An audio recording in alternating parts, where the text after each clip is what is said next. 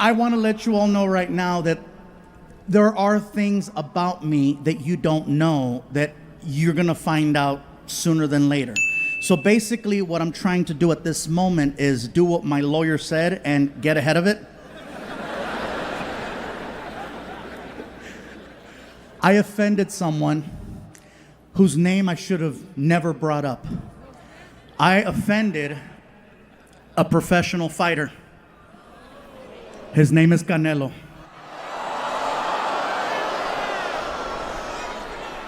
I know, go big or go home.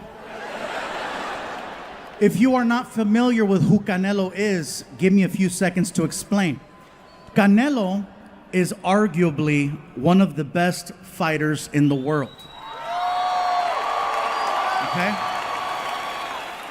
You cannot miss him. He is in fact Mexican, but he does not look traditional. Canelo is in fact the whitest Mexican on earth. He's super white. He's so white, he's redhead. Canelo is a redheaded white Mexican fighter. He is so white, even Donald Trump was like, you can come. Super white. But then he opens his mouth and you realize, oh, Canelo, he's not local. So here's how I got in trouble. A comedy friend of mine by the name of Ron White reached out to me. And Ron White invited me to be part of his Tribute to the Troops comedy show for the Nashville Network. And I told Ron, I said, Ron, I'd love to do the show. Anything for the troops, let's do this. So the show taped in Vegas. And it's a couple other comics plus myself, and Ron White's the host. He brings me up on stage, and I figure I'm only doing 10 minutes, okay? I might as well just do references to Las Vegas since everybody knows Vegas. So I started talking about boxing. And then I brought up Canelo. And here's where I got in trouble. I said, Canelo is my favorite fighter of all time. I just wish... And it was all downhill after that. I said, I just wish he would not do interviews in English because English is not his strong language. And if you're a professional fighter, hear me out. If you're a professional fighter, you need to sound confident, engaged, threatening, aggressive, on point, in your face. And in Spanish, he does. In English, not so much. In Spanish, he's a killer. In Spanish, the reporter, the announcer comes out. Aquí estamos con Canelo Álvarez que se va a pelear contra Floyd Money Mayweather este fin de semana en pay-per-view en el MGM Grand en Las Vegas, Nevada. I know some of you heard that right now and you're like, oh my God, I think I understand Spanish. Because you do. So then the reporter will look at Canelo and ask him about the fight. Canelo, ¿qué vas a hacer en tu pelea? Canelo takes the microphone. He's a man of few words, but he's on point. He looks at the camera and he's like, pues mira, lo pegaré así, va a pegar el piso. Shas. Así mero, no se lo pierde ese fin de semana en el MGM Grand, Las Vegas, Nevada. Canelo Álvarez contra Floyd Money Mayweather. No se lo pierda. Same exact interview. English.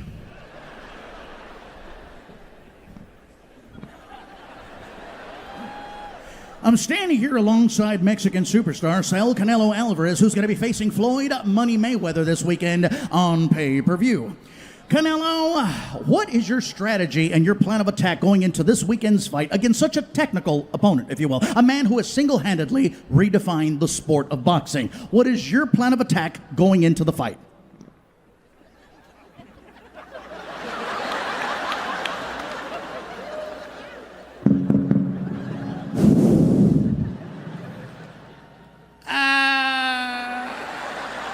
Well, I am going to hit him like this. I'm going to hit him like this. He's going to fall on the, ¿cómo se dice piso, güey? Floor. He's going to fall to the floor and then tan tan, así. All right, well, there you have it. Floyd Mayweather, I hope you are ready, my friend, because, yeah, that's what's waiting for you. Reporting live for ESPN News, I'm Phil Stevens. Back to you in the studio, and we're out. The hell was that, goddammit? Why did you warn me?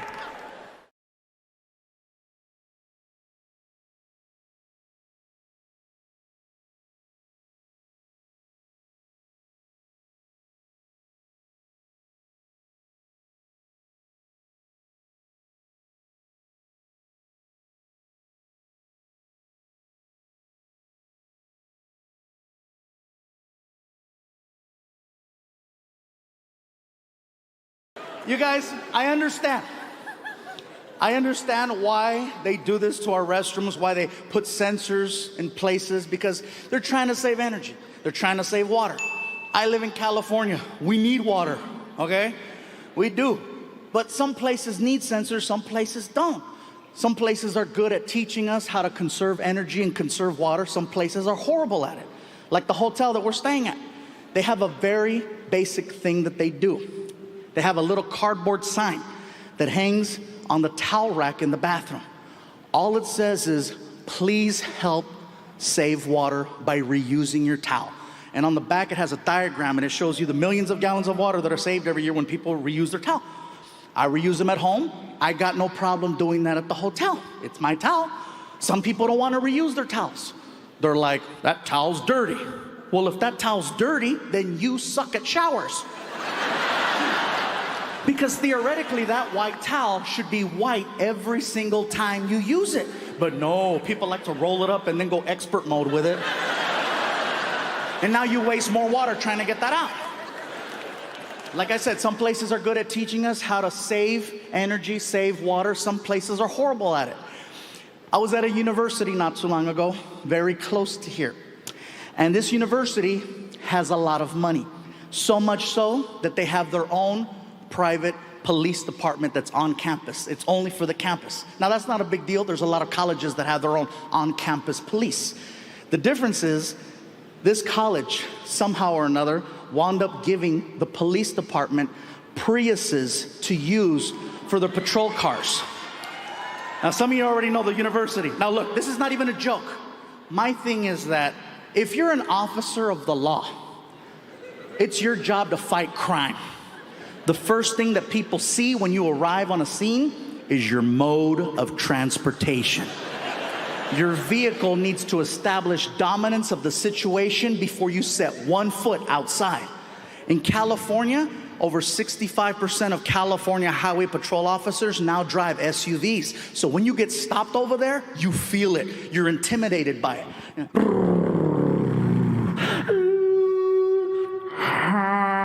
And people jump out on the freeway. Don't kill me!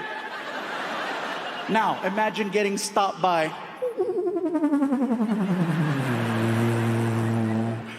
Don't let me get stopped by a cop in a Prius with attitude. You know why I stopped you? Because I let you.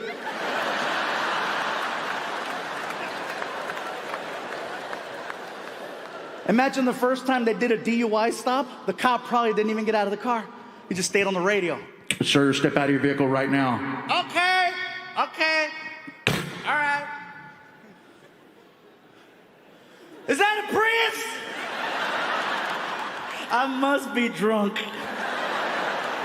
Sir, walk the line. Okay, all right. Officer, if I gotta go to jail, can you call a real cop car to pick me up? Stop being a smartass. Walk the line. Okay. Hey, real quick. Hey. Charge my phone. That's it. You're going to jail.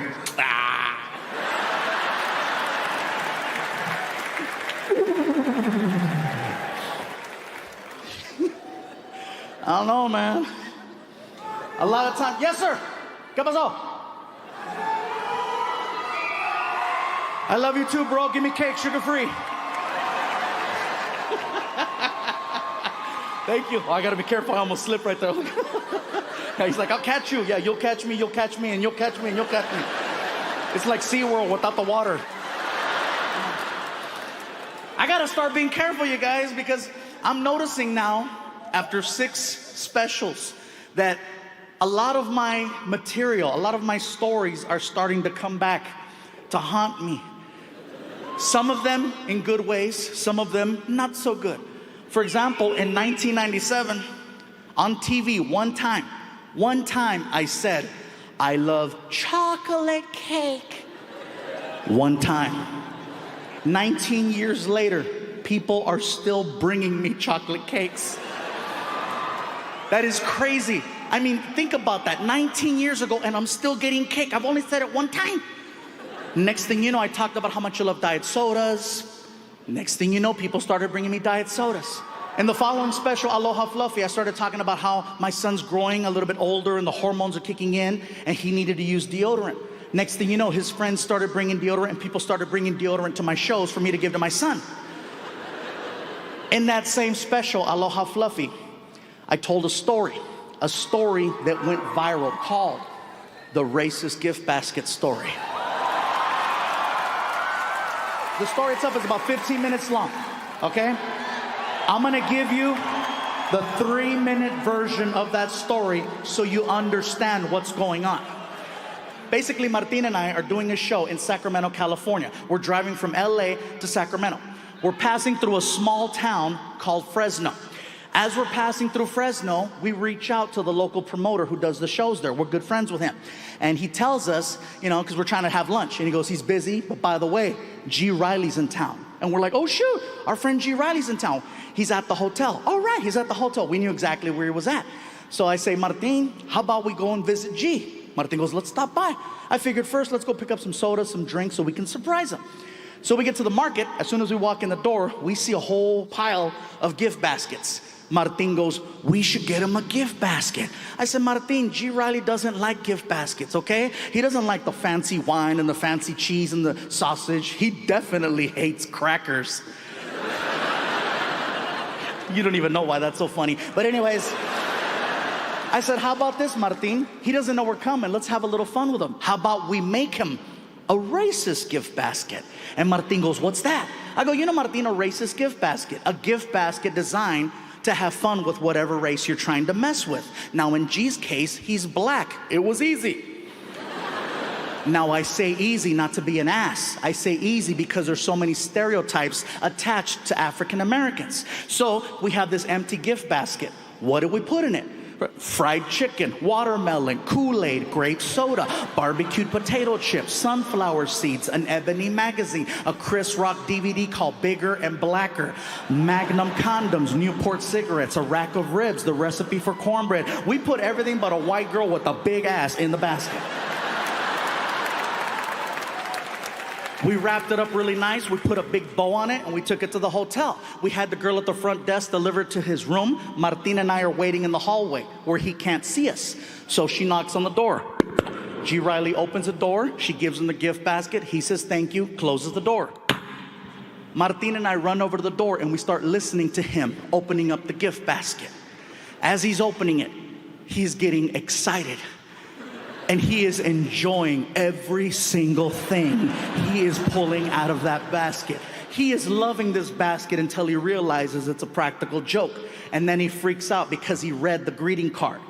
The greeting card freaked him out because now he thinks that the KKK sent the gift basket.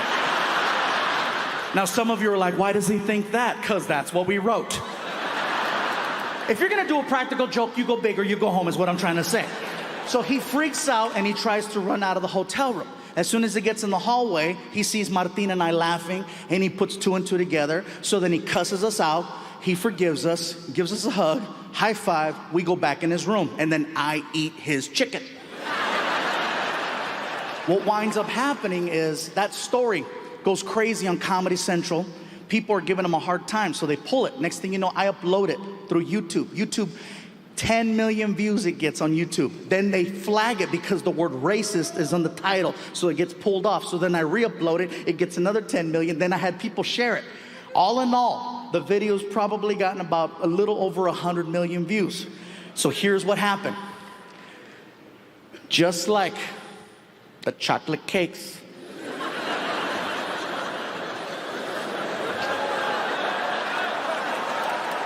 the diet soda, and the deodorant. Before you know it, people started bringing me Mexican racist gift baskets.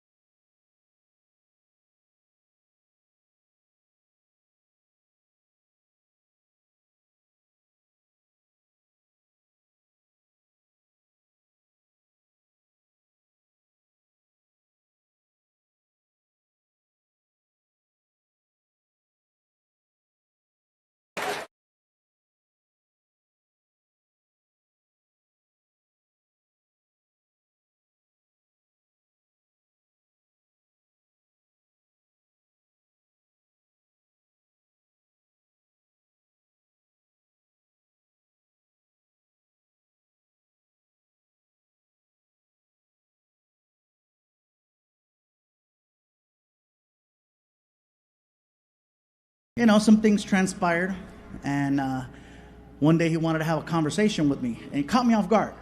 He's like, "Can I talk to you, Dad?" "Yeah, what's up?" "I have something I want to tell you." "Okay, what's up?" "It's important." "Okay." "It's serious." "Can you please sit down?" "How far along is she?" "What are you talking about? What are you talking about? Don't be scaring me, dude." "What's about us?" "Okay. What's up?" He tells me, "Can you please stop making fun of me?" And when he said it, I felt it because I knew how hard it was for him to bring that up. And I said, "How long have you felt this way?" "My whole life." "Have you ever tried to bring this up in the past?" "Yeah." "What did I say?" "You told me to put on deodorant."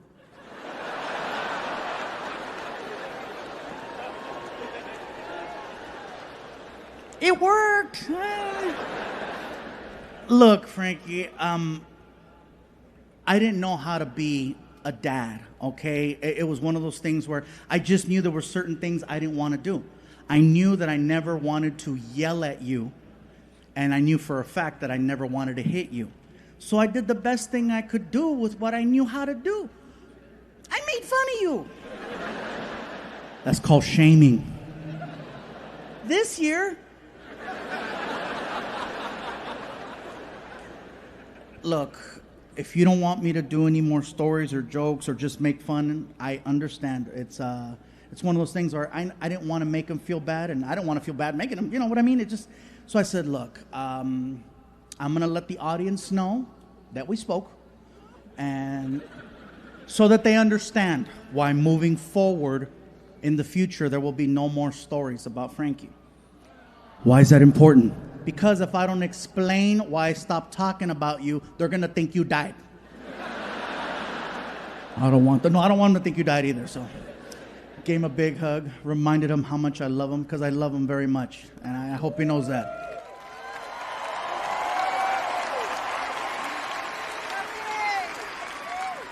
I think that a lot of the issues and frustrations we've had for a while now have a lot to do with the fact that I am no longer with his mom.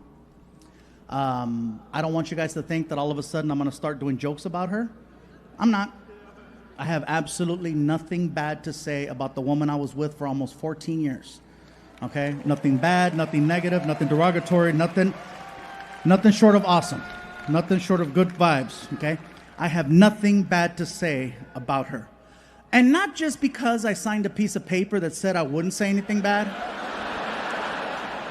but because at the end of the day, that is still my son's mom, and I need to make sure she continues to support me being his dad. So you got to keep it cool.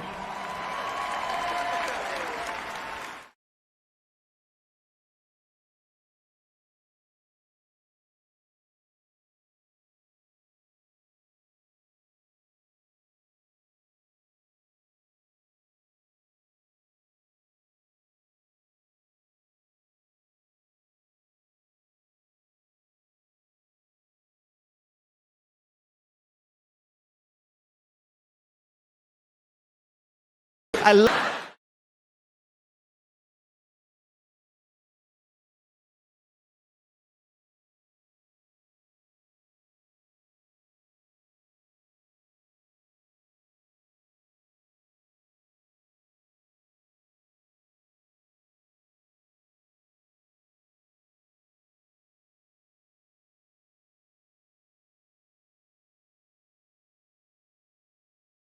No, sometimes I use my voice.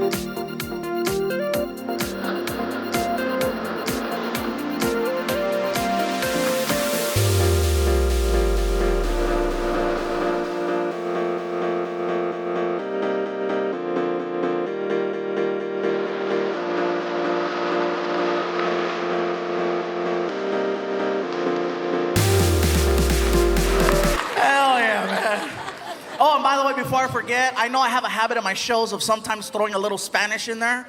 If you don't understand Spanish, I do apologize, okay? I promise I will be translating. I don't want anybody freaking out or reporting me to the management with concerns or issues, you know. What the hell is going on in there? What kind of show is this? No, somebody better hit the SAP button on that sumbitch real quick. I didn't pay good money to hear some Samoan speak Spanish.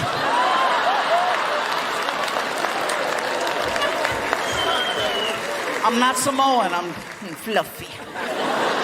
I didn't know why the guy thought I was Samoan, you know?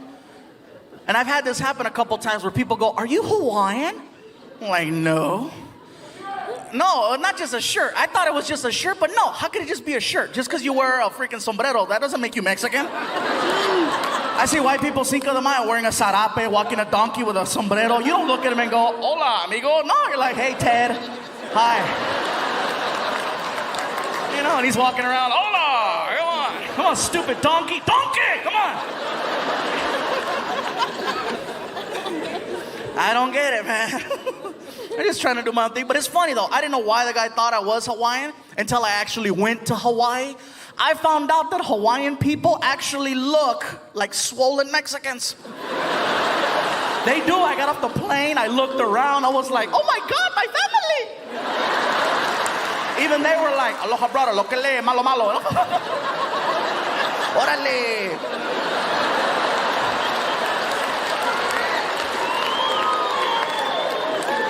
I loved Hawaii. Hawaii was great, man. They have a lot of different cultures there. They have a lot of Asian people. A lot of Koreans. I know this because I got a couple of shirts tailored at some places, and every time I'd go in, it was always a Korean lady. An older Korean lady who was me. I'd walk in, and this one lady always had a comment to make. I'm there for a week, and every day she had a different comment. I walk in one day, and I couldn't say anything either because she was 75 years old. I can't say nothing back, you know, but there I am walking in. The lady behind the counter, oh, look at who's here. Look at who's here. Oh, shit, we're gonna work hard today.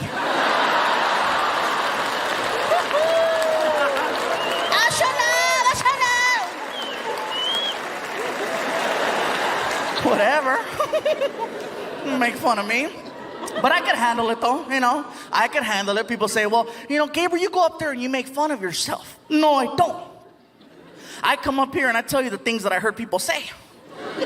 There's a difference. You know, sometimes I set myself up for jokes and I don't realize it. 3 years ago, I bought a Beetle, not even thinking. That's not the joke. Shut up. See, I can't even tell you guys this story already. I wasn't thinking. I bought the car because it was affordable, economical, brand new freaking Beetle for like 17 grand. I was like, first new car. I go to show it off at my friend Martin's house. I thought it was nice. I pull up, you know.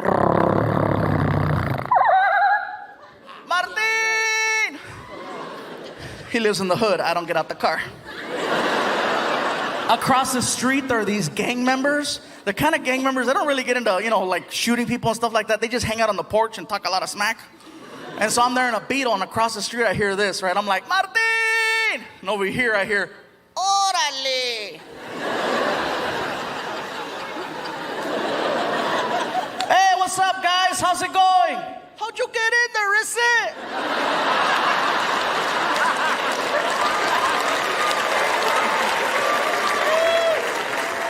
Hurry up, Martin! 2 months later, I go back to pick him up. Now I've had some time to work on the car, right? I put some rims on it, some stickers. I put a chip in the motor so it goes faster. I thought it was bad, right? I pull up. Martin! Órale! I'm not turning around. Hey! Hey! I don't see you. Hey! Oh! What? Check it out, hey! It's the Fat and the Furious!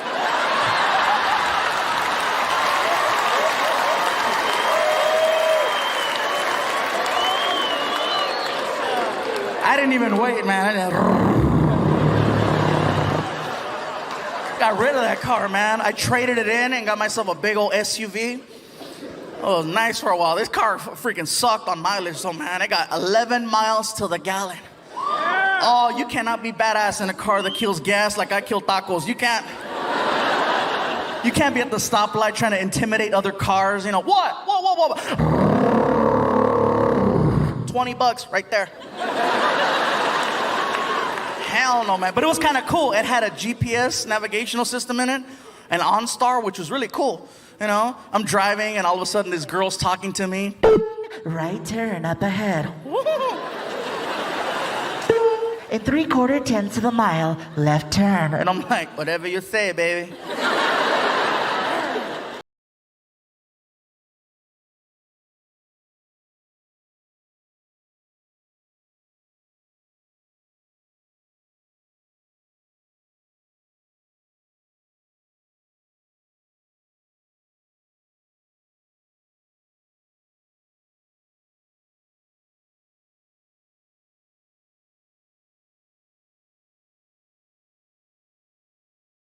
Another thing that I now consider a compliment is that from time to time, I have people who are experiencing their first ever comedy event, and they're not accustomed to laughing for long periods of time.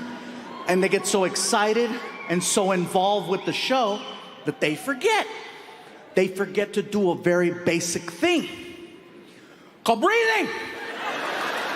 You'd be amazed how many times I've seen this in the front row. Just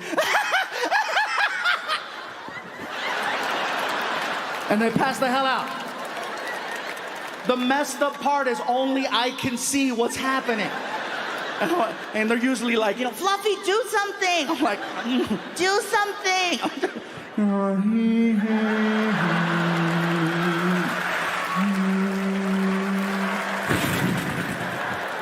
He woke up, thank you.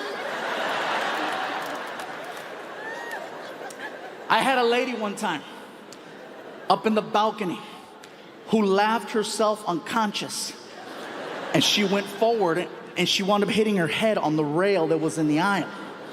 Now, I couldn't see this because I'm on stage and I had spotlights in my face, and it wasn't until after the show was over when Martin came back out on stage and he took the microphone, and then he tells me in my ear, bro, some lady just got hurt in the balcony, the paramedics are here, they have her in the lobby, let's go check on her. I'm like, let's go. So we go behind the curtain. Security is waiting for us with the car. So we jump in the car and they raced us around to the front of the building. Now, as soon as we get to the front, we see an ambulance. We start walking in. And now, not to take anything away from this serious moment, because this really did happen, it's a little bit funny in the sense that my show just finished and people are now starting to leave the building. They just saw me on stage a minute ago, and now they see me walking in the front door. You gotta see it through my eyes,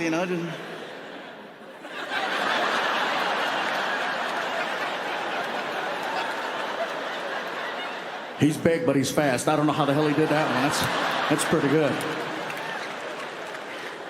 I come in and immediately I cut right to where the lady and the paramedics are sitting on the steps leading to the balcony. Now the lobby is starting to fill up with people and I'm trying to get from point A to point B without getting stopped. So I started doing this, and I know it's gonna look a little weird, but it worked. Are you okay? Are you all right? People see me doing this and immediately they're like puzzled. The way you looked at me right now, they looked at me like that and they did this. What the hell is he doing? It made everybody take 2 steps back and do like this. It created a hole for me to get to them. And then they see the paramedics and they realize what I was trying to do. Everything was fine till I got really close. And then one of the paramedics calls me out. What are you doing to the lady? I go, listen, sir, the woman obviously sustained a head injury, and I'm just giving her a chance to process the fact that it's really me, and I'm slowly getting closer to her. I realize now that I'm in this incredible position where I can no longer walk up from behind someone at one of my shows and go, hey. Why not? Because then, clear. Fluffy killed another one. Ugh. So finally the lady looks up. She must have been 55, 60, little Asian woman. She sees me and she's like, you too funny. You almost killed me. I am so sorry. Are you okay? Is there anything I could do to make you feel better? Yes. Yes, I feel better. I would like a 2 t-shirt. I'm gonna get you 2 t-shirts and 2 DVD. I'm like, you're not that hurt. Get your ass over here. Come on. So I stand her up and immediately one of the paramedics, hey, she hit her head. She shouldn't be standing. I said, listen, I'm the artist performing here tonight. I accept full responsibility over this woman. I got her. It's cool. Plus, she's tiny. We're only walking 10 feet to the merchandise table. No big deal. So I said, come on, I got you. Let's go. As soon as we start walking, she starts venting. Mr. Fluffy, you have no idea a kind of week I have. My son, he married this girl. She no cook, no clean. Move into my house. Now I have to cook and clean for 2. Oh, some bullshit. And I'm like, oh my God, that's gonna happen to me. Mr. Fluffy, I must apologize to you because I do not know who you are until today. I have a friend who gave me a ticket. She says, Susie, you stress so much. You need to get out. Husband win ticket in the raffle. Only have 1 ticket. You take it. So I look at the ticket. Ticket say, the Fluffy. I don't know what the comedy show is because I never go comedy show. I see Fluffy. I think it's a musical like a Cats. I say, okay, I go see Fluffy Cats. So I come here early so I can get the popcorn and the soda, and so I sit and I wait for Fluffy Cats. Next thing I know, your friend Martin, he walk out on stage with a big hair, big goatee. I say, oh, this not the Cats. This not the Cats. This Lion King. That's a Mexican Mufasa. And he start cracking jokes, and I start laughing. I laugh. Then you come out on the stage. I cannot take, I can't breathe. I black out. And when I wake up, I have an ice pack on the head, blood in the eye, and the 2 young white paramedics, they both touch me right here. They say, are you okay? Are you okay? Are you okay? What did you tell them? Oh, never better. Susie, never have a 2 young white men touch me right here same time. Oh, your show very special, Mr. Fluffy. Very special. Your show like a Make-A-Wish. If I have a scar, you're gonna sue me. No. Not going to sue. If I have a scar and the friends ask me, hey, how you get the scar? Now I have a great story to tell. I'm going to say, two white men, same time.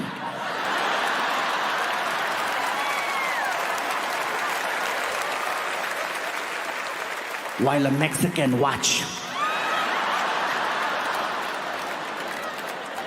I get her back to the paramedics. The paramedics are like, she's a handful, huh? I'm like, oh yeah, she's horny. She likes you. So here you go. As soon as I turn around, all I see is a lobby full of people and a bunch of cell phones. There's footage of what I just told you out there. Everybody was recording what happened. What I thought was cool is that everybody waited for me to finish with the lady and the paramedics, and then all of a sudden, when I turned around, just people started coming up. Some people wanted to shake my hand, some people wanted a high five. One guy just wanted to hug me, and he didn't say anything. He just hugged me, just, are you okay? You sure? All right. A couple of kids are looking at me, they're like,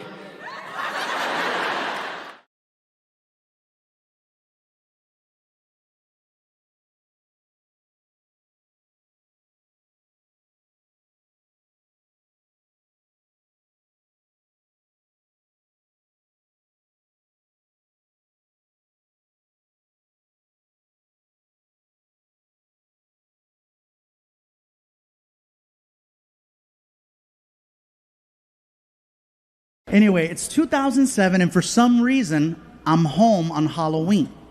Now, here's the thing. As a comedian, I have signed up to perform 365 days a year.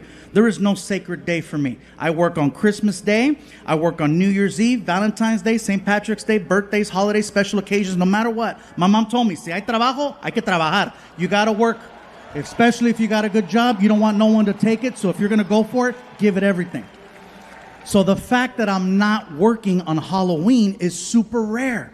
And so my son's mom is like, she's like, I think this is so cool that you're home today. You know, since this is Frankie's first year where it's just the three of us, how about this? How about tonight, you take him trick-or-treating and I'll stay home and give out candy. This way it'll give the two of you an opportunity to get to know each other, have some conversations, have some laughs. What do you think? I said, baby, you know what? That's a great idea. I love it. I love it. Okay, I'm on it. Frankie, come on. We're going trick-or-treating. What about my mom? She's going to stay home. Yay. So we get in the car. And I take Frankie to that neighborhood. You know what I'm saying? That neighborhood that gives out the Costco candies? Yeah. So we park the car. And we start going up the street. And I'm not wearing a costume. I'm there for him. So he's dressed up for your Halloween. I'm just me. So some of the doors we knocked on, the people freaked out. One guy was like, the Fluffy. I'm like, oh my God, I've never been referred to as the Fluffy. I didn't know what to say. It is I.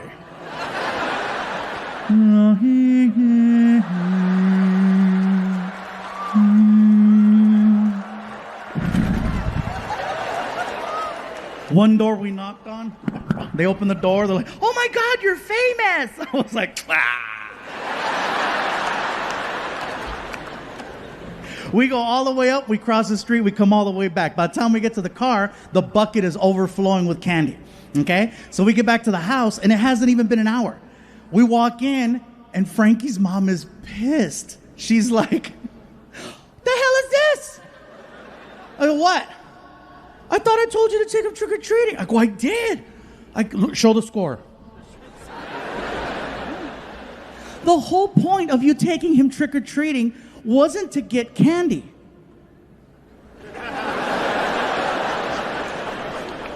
The hell you say? What was the point? The point was for the two of you to spend time together, have some laughs, have some conversations, get to know one another. You're not going to do that in an hour. Can you please, for me, take him out one more time for at least an hour? Baby, I get it. Don't even worry about it. I got it. So I said, Frankie, come on. Dump out your bucket. Round two. So we go outside. We get in the car. I don't want to go door to door again. So I said, I got an idea. I take Frankie to Walmart. We get to Walmart, and Frankie goes, what are we doing here? I got it, watch. We walk in. I said, grab a cart. Follow me. And I lead Frankie all the way to the candy section. Well, as soon as we get to the candy section, I stop the cart. And I got in Frankie's face, and I said, Frankie, you have exactly 30 seconds to grab as much candy as you can. Ready? Go! And he froze.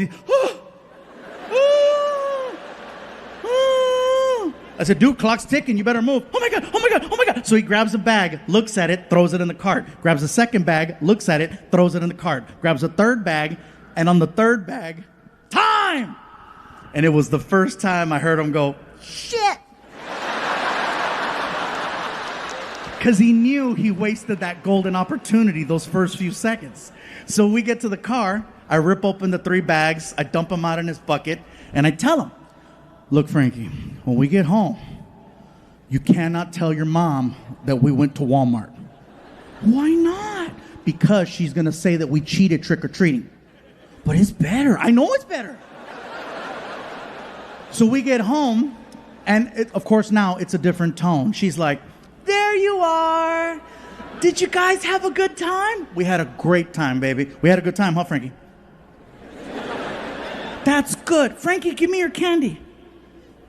Why, Mom? Because I need to go through your candy to make sure it's safe for you to eat. Why wouldn't it be safe? It all came from... Cállate, pendejo. Cállate. Cállate, cabrón. Cállate. He almost took down the empire, you know what I'm saying? So he hands over the bucket, and she grabs it and immediately dumps it out on the table right in front of us. She notices, you know. There's a lot of the same candy right here. A lot of the same candy. Can you explain why there's so much of the same candy in Frankie's bucket? I don't know what to tell you, baby. There's a lot of basic bitches in this neighborhood. You know, just kind of, I don't know. We can't go back to that other neighborhood because they got cameras and they're going to know us, and we don't want to be that person. Nobody wants to be that. So fast forward 1 year. It is now October 31st of 2008. And for some reason, I'm not booked on Halloween again. And so my girl's like, she swears up and down, oh, it's a sign. It's a sign. I'm like, it's a sign my agent is slacking. Shout out, Matt. I know you're here. Sorry about that joke. You're doing a great job. Thank you for this one. I know, but that year you dropped the ball. So, but anyway. And so Frankie's mom is like, I think that, you know what? Maybe, just maybe we can make this like a tradition. You know, this could be your guys' thing. The two of you go out trick-or-treating, and then I'll stay home and give out candy. This could be your thing. I go, you know what, baby? Sounds good to me. Frankie, come on, we're going trick-or-treating. What about my mom? She's going to stay home again. Yay. So we get outside, we get in the car. I lean over and I look at Frankie and I said, Frankie, are you thinking what I'm thinking? Walmart.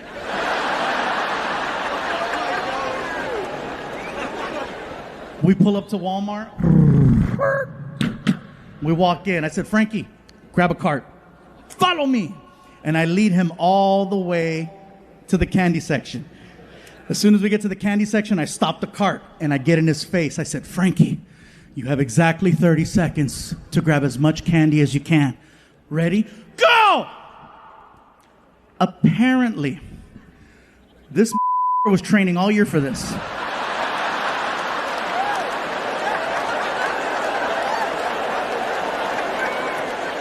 As soon as I said, go, his arm, bam, and he starts gutting the shelf. He's ripping bags of candy into the cart. He overflowed the shopping cart in 10 seconds.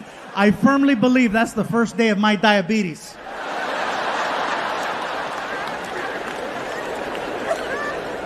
And that's a story that I've been sharing, you know, at parties and just close friends. And I just recently started telling it on stage. And he overheard me one time saying the story. And he's like, really? Still? I'm like, it's a good story. You're the hero.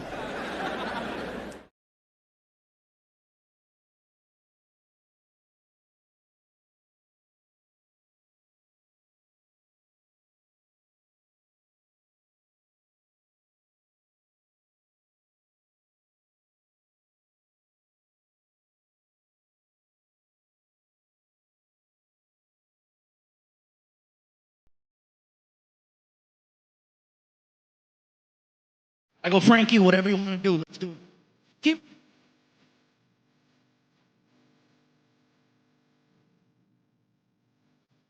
One.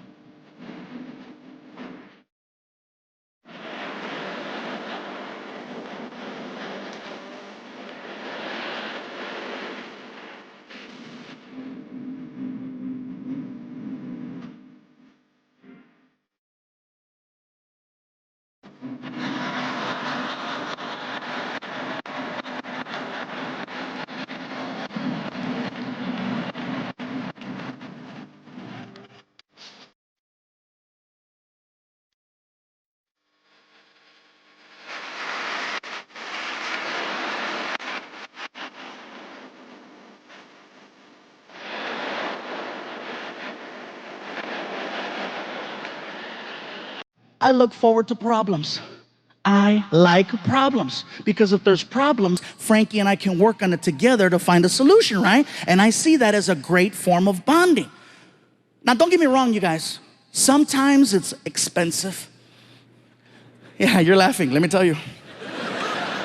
Like one time they took his iPhone from school and he comes home and he's all devastated, right? He's like, Dad, I gotta talk to you. I'm like, what? Tell me what?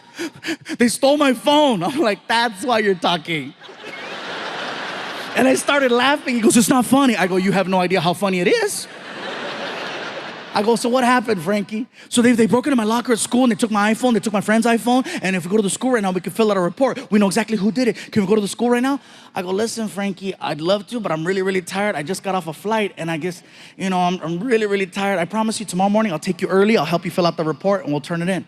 Can we go right now? I go, Frankie, seriously, please, tomorrow. I need my phone. I go, listen, Frankie, you can handle one day without your phone.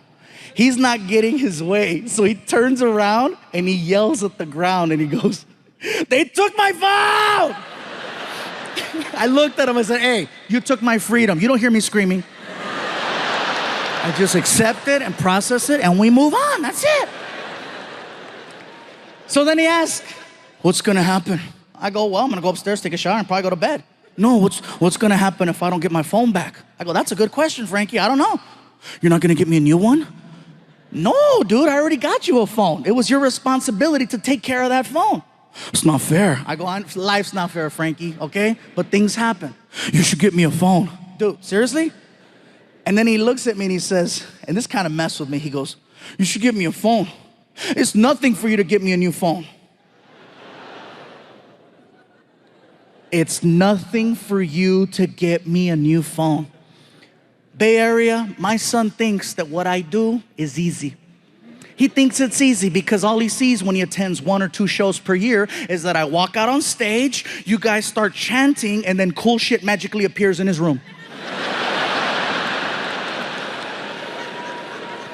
He doesn't realize that this is actually a job and there's sacrifice that comes along with it. So I told him, I said, listen, Frankie, how about this? How about you explain to me why I should get you a new phone?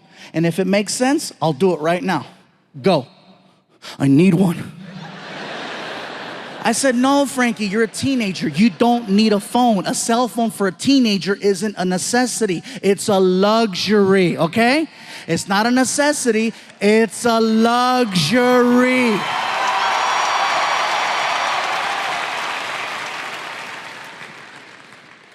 He says, what if there's an emergency? I go, like what? Someone taking your phone? What did you do today when they took your phone? I went to the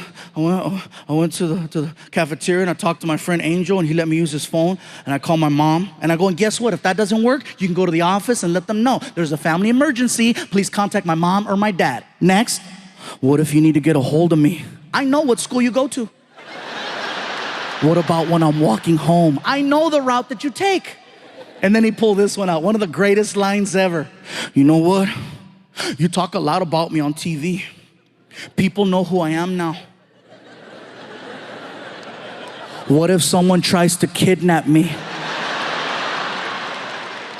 I said, you weigh 225. Good luck.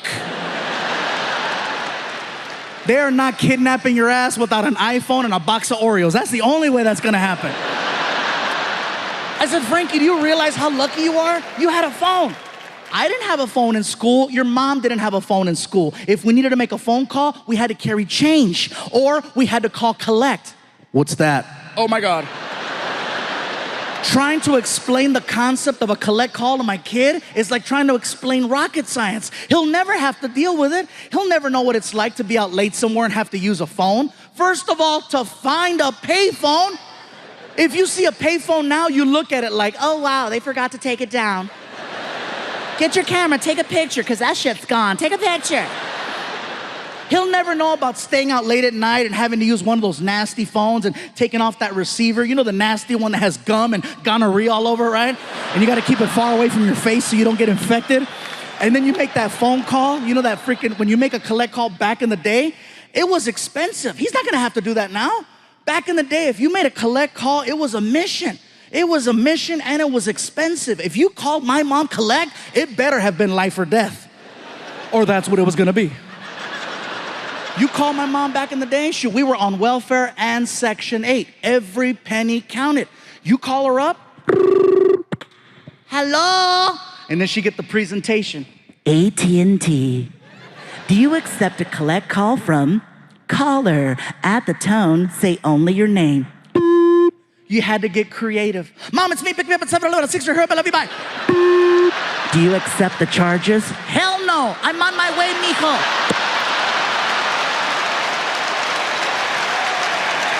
He's at the point now of spoiled where he walks up to me and he goes, Dad, I'm really bored with my Nintendo Wii. Can I give it to my friend Angel? I go, what did you just say? I'm bored with my Nintendo Wii. Can I give it away? I go, is it broken? No. How long have you had it? Woo, for like 4 years. I go, how many games do you have for the Nintendo Wii? Like 300? I could feel you judging me over there. I felt that. Oh, you're judging me right now. I could feel it. She's over there. She's like, this is some Dr. Phil shit right here. He really messed him up. I heard you. Let me just, for the record, let me set this straight, okay? I did not buy my son 300 games. Here's what happened. I have a friend who's a computer hacker, and for $75, he put 300 games on my son's hard drive. Yes, I have money, but I'm still ghetto.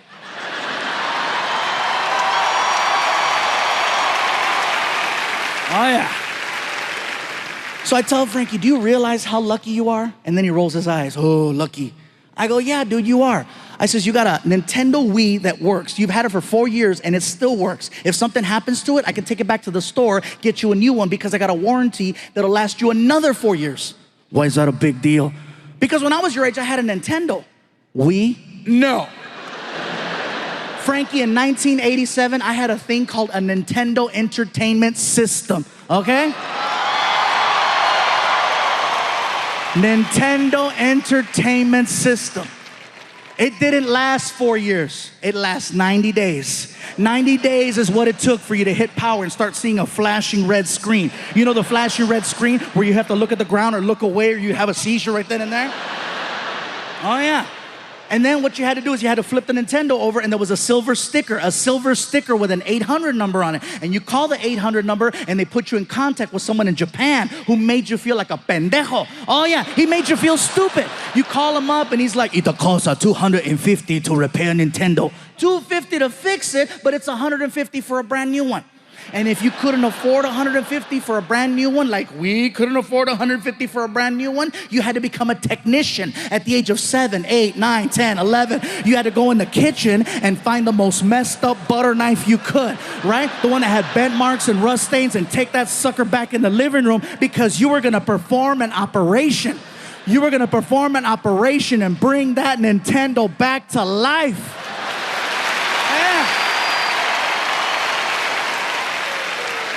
You had to work to play. You had to unplug it, plug it back in, power reset, power reset, power reset. It was like performing CPR. You'd hold a cartridge and then it was like, you push it down, you push it up, you push it down, you push it up, push it down, you push it up, push it down, you push it up. Give it oxygen.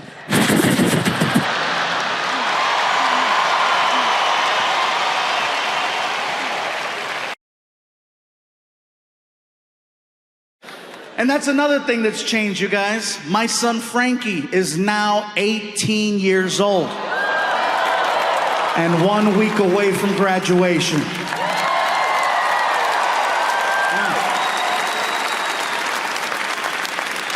You guys are clapping, but he's not leaving. I've already asked him, I said, Frankie, what do you want to do with your life? Have you thought about college? Just now. I'm like, Frankie, you do realize that all you need to do is get accepted. I tell a lot of jokes. I will pay for your entire college education no matter where you want to go. As long as you get accepted. What do you think about that? I say, you know, if you want to go to school in California, we'll make it happen. You want to go to school out of state, we'll make it happen. I said, hell, I'll even do one of those international programs. You know, the ones where you give them one of your children and then they give you one of their children? What is it called when you kid swap?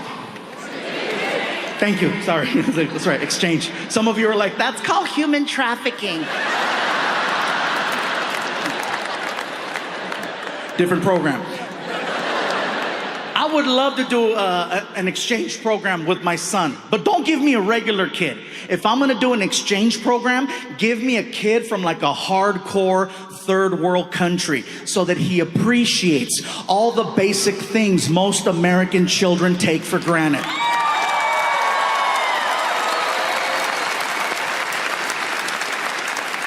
That's why I say, give me little Tombutu.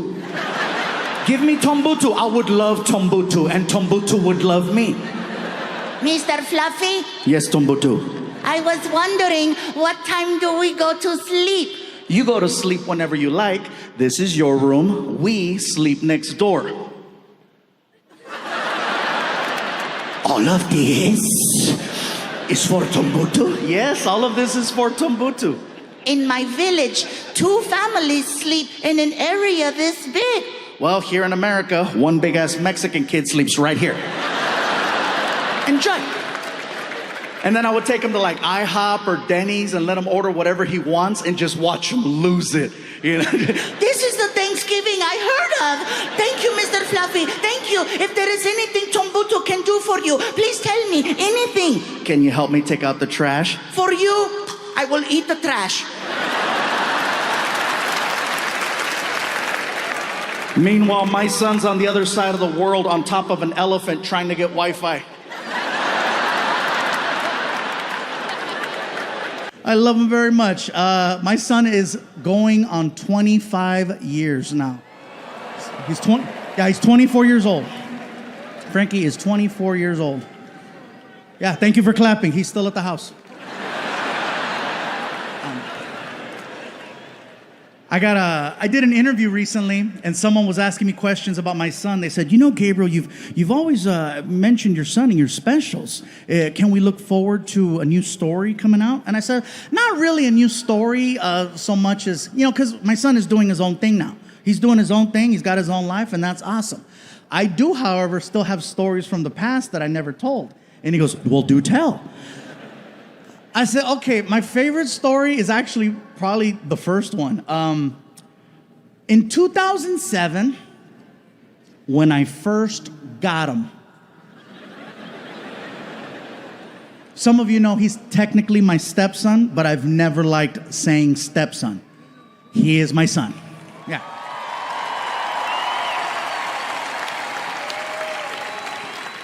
He is my son or my aftermarket child. No gray area. Anyway, it's 2007, and for some reason, I'm home on Halloween. Now, here's the thing. As a comedian, I have signed up to perform 365 days a year. There is no sacred day for me. I work on Christmas Day. I work on New Year's Eve, Valentine's Day, St. Patrick's Day, birthdays, holidays, special occasions, no matter what. My mom told me, si hay trabajo, hay que trabajar. You gotta work. Especially if you got a good job, you don't want no one to take it. So if you're gonna go for it, give it everything. So the fact that I'm not working on Halloween is super rare. And so my son's mom is like, she's like, I think this is so cool that you're home today. Since this is Frankie's first year where it's just the three of us, how about this? How about tonight, you take him trick-or-treating and I'll stay home and give out candy. This way it'll give the two of you an opportunity to get to know each other, have some conversations, have some laughs. What do you think? I said, baby, you know what? That's a great idea. I love it. I love it. Okay, I'm on it. Frankie, come on. We're going trick-or-treating. What about my mom? She's going to stay home. Yay. So we get in the car. And I take Frankie to that neighborhood. You know what I'm saying? That neighborhood that gives out the Costco candies? Yeah. So we park the car and we start going up the street. And I'm not wearing a costume. I'm there for him. So he's dressed up for Halloween. I'm just me.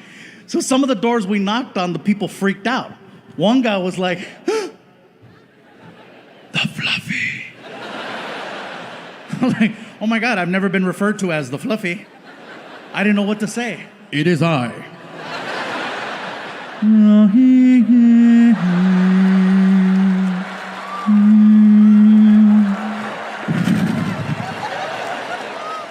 One door we knocked on, they opened the door, they're like, oh my God, you're famous. I was like, ah. We go all the way up, we cross the street, we come all the way back. By the time we get to the car, the bucket is overflowing with candy, okay? So we get back to the house, and it hasn't even been an hour. We walk in, and Frankie's mom is pissed. She's like, the hell is this? I go, what? I thought I told you to take him trick-or-treating. I go, I did. Show the score. The whole point of you taking him trick-or-treating wasn't to get candy.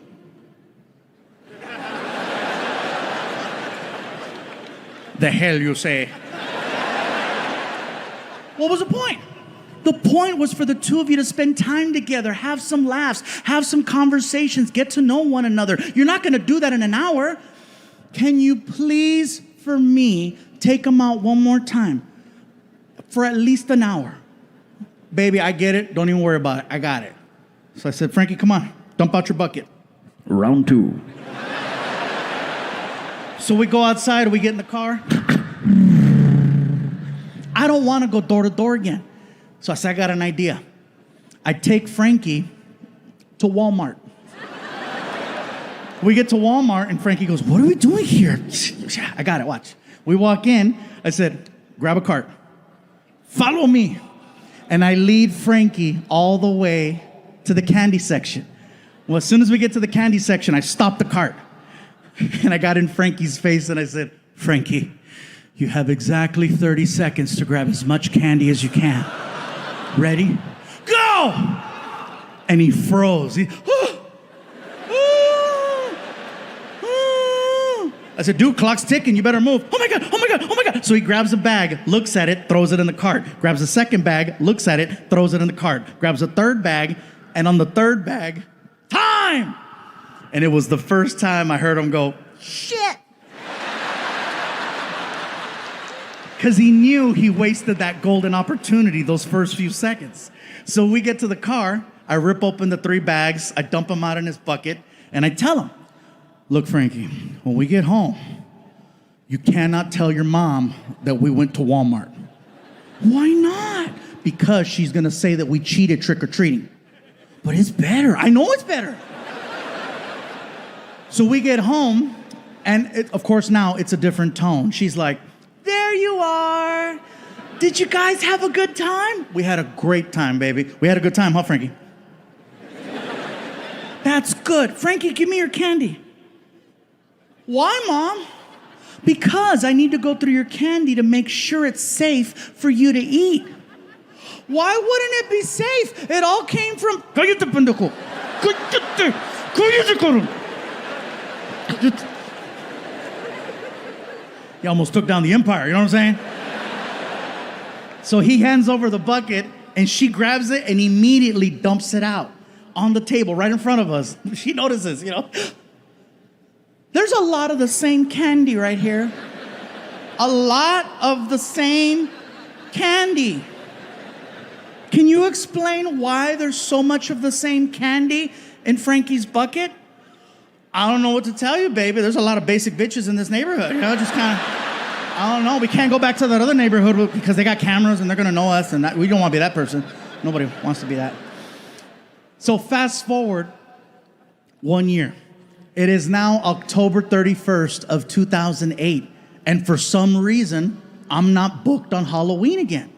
And so my girl's like, she swears up and down, oh, it's a sign, it's a sign. I'm like, it's a sign my agent is slacking. Shout out, Matt, I know you're here. Sorry about that joke.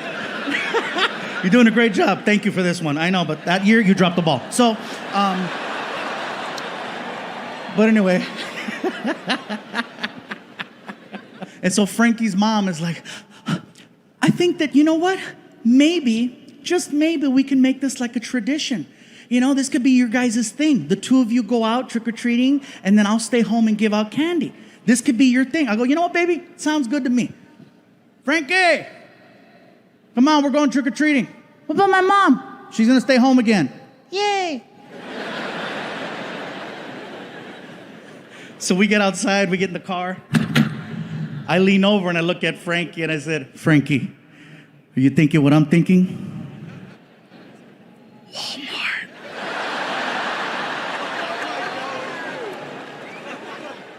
We pull up to Walmart. We walk in. I said, Frankie, grab a cart. Follow me. And I lead him all the way to the candy section. As soon as we get to the candy section, I stop the cart and I get in his face. I said, Frankie, you have exactly 30 seconds to grab as much candy as you can. Ready? Go! Apparently, this was training all year for this.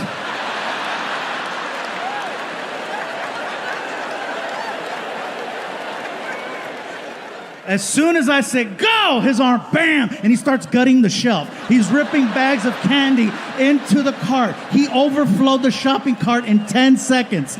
I firmly believe that's the first day of my diabetes.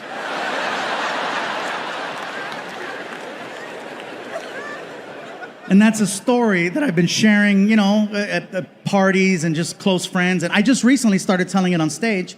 And he overheard me one time saying the story. And he's like, really? Still? I'm like, it's a good story. You're the hero.